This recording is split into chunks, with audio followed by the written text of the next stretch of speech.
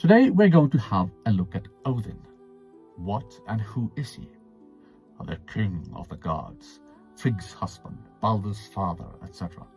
Fine.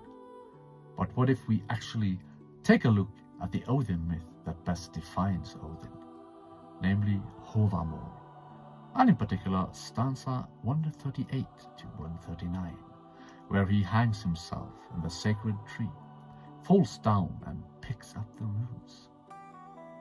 Let's do that first of all and see if we can from these stanzas understand better who and what Odin is. From Hávamál, stanza 138.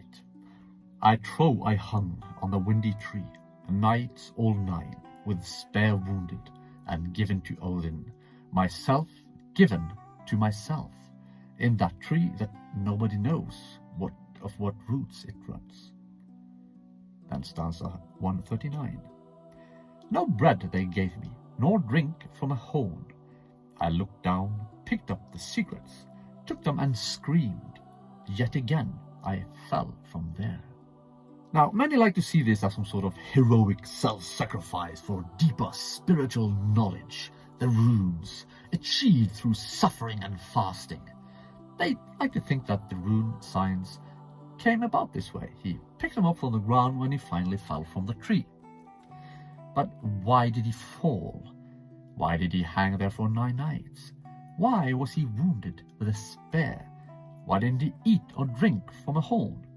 How could he survive 9 nights without drinking? How could he even give himself to himself? What does that even mean? How could he pick up the runes before he fell? And why did he fall again?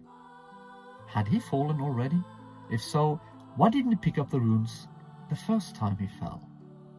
When did he fall the first time? How many times has he fallen from that tree, and why isn't there anything about those other times in the myths?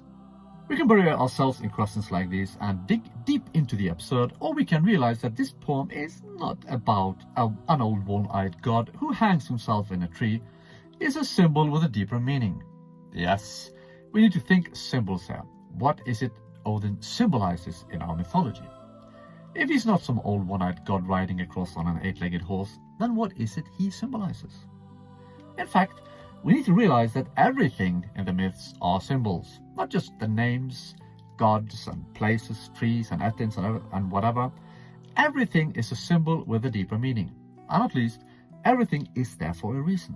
Odin, the tree of life, 9 days, the spear, not eating, not drinking from a horn, falling, picking up the secrets, everything means something else. Everything symbolizes something else.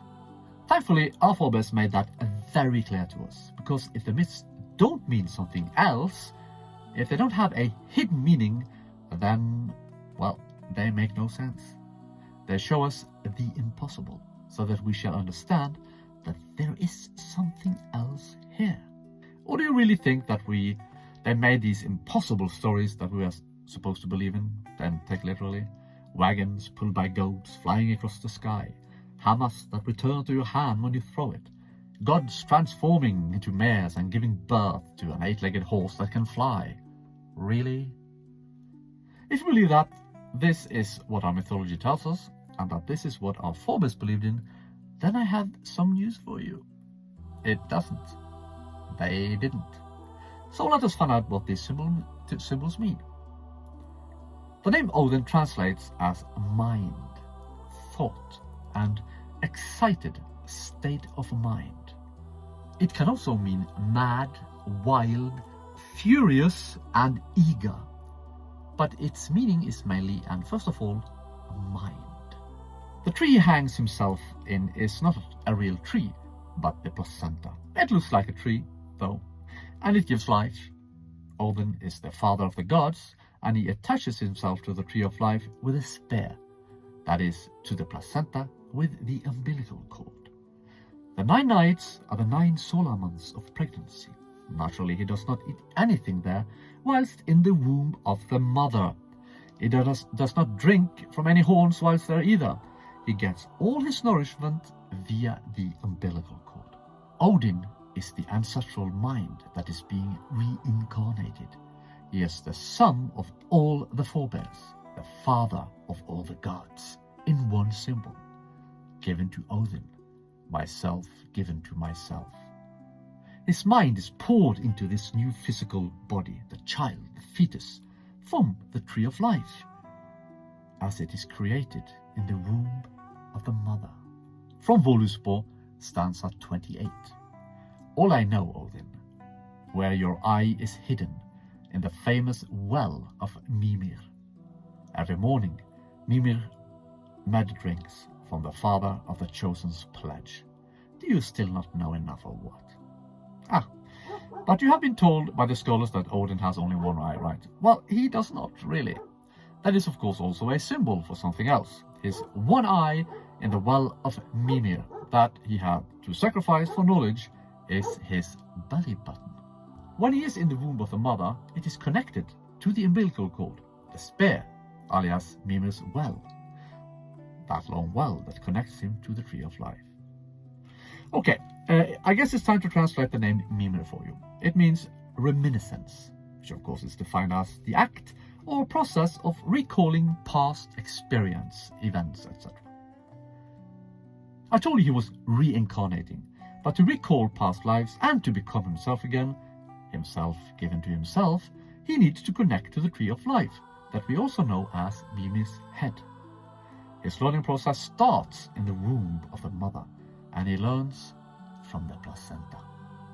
Funnily enough, that is exactly what happens too. The placenta is instrumental in activating genes in the fetus, in giving it life, in creating the child, like an architect for a building.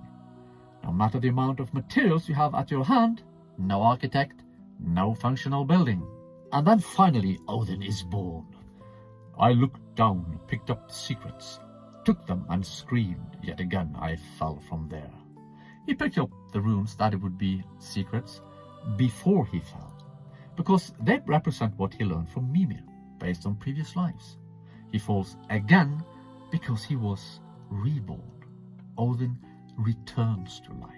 He reincarnates. And he's not some old one-eyed god riding an 8-legged horse that can fly through the air. He is the son of your forebears. He is you. He is your mind. You still don't know enough, or what?